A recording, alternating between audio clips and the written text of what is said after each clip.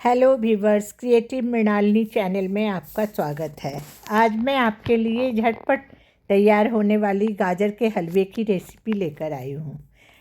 हम सबसे पहले गाजर को अच्छी तरह धोकर और उसे छोटे छोटे टुकड़ों में काट लेते हैं। कद्दूकस करने में बहुत ज़्यादा मेहनत पड़ता है, इसलिए हम इसे चॉपर में ही काट लेते हैं और काट कर उसको हम शुद्ध घी में, थोड़ा सा शुद्ध घी में कढ़ाई में डालकर और उसको भूंजते हैं। बस 1-2 चम्मच शुद्ध घी देने की ज़रूरत है, ज़्यादा नहीं। फिर हम उसे अच्छी तरह, जब घी गर्म हो जाता है तो उसमें हम कटे हुए गाजर के टुकड़ों को डालकर और उसे धीरे धीरे सारे टुकड़ों को उसमें डाल देते हैं और उसे हम धीरे धीरे भूंजते हैं। हल्का सा भूंज देने से उसमें सोंधापन आ जाता है और कद्दूकस करने पे बहुत ज़्यादा मेहनत पड़ता है, तो इसमें भी गाजर गल जाता है और बिल्कुल वैसा ही टेस्ट आता है जैसा कद्दूकस करने पे आता है। तो हम उसको हल्के हाथ से धीरे धीरे भूंजते रहते हैं और थोड़ी देर के बाद उसको हम ढक देते हैं।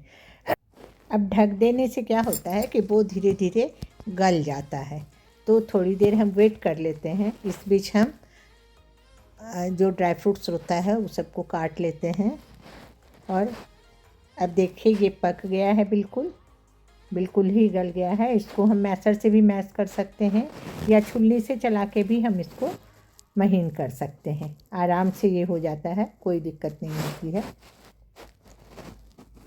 ऐसे हम इसको चला के और तब इसमें हम दूध डाल देते हैं।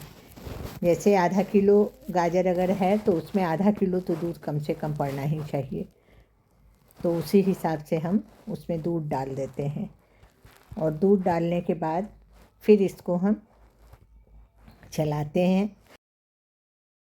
फिर हम इसको थोड़ी देर के लिए अच्छे से चला के दूध मिला देते हैं और उसे आराम से दूध में पकने देते हैं।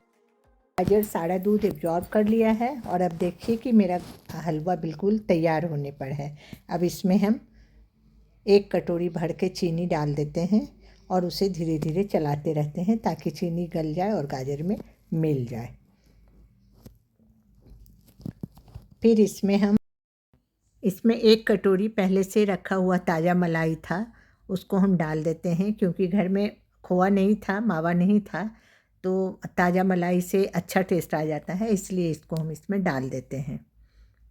पूरे कटोरी का मलाई डाल के और उसको हम अच्छी तरह चलाते हैं। पहले मिला लेते हैं, फिर हम उसे अच्छी तरह पूरा मलाई डाल के चला लेते हैं। अब हम उसे अच्छे से चलाते हुए मिला लेंगे और मलाई डालने से वो गीला हो गया है, तो उसको हम अच्छी तरह भूंजते हुए सुखा लेते हैं। इस तरह हम उसको अच्छी तरह सुखा लेते हैं। अब इसको हम धीरे धीरे चलाएंगे और जब पूरा मिल जाएगा मलाई और गाजर, तो उसे हम थोड़ी देर के लिए छोड़ देंगे ताकि वो जो गीला हो गया है मलाई डालने से वो सूख जाए।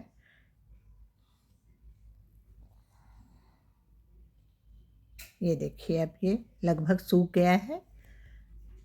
अब इसमें हम शुद्ध घी डालेंगे। घी की ज़्यादा ज़रूरत है, यहाँ कम से कम 4-5 चम्मच घी तो डालना ही पड़ेगा। 4-5 चम्मच घी डालते हैं और घी में हम भूंजते हैं ताकि इसमें सोंधापन आए और गाजर के हलवे का टेस्ट जो है वो प्रॉपर रहे।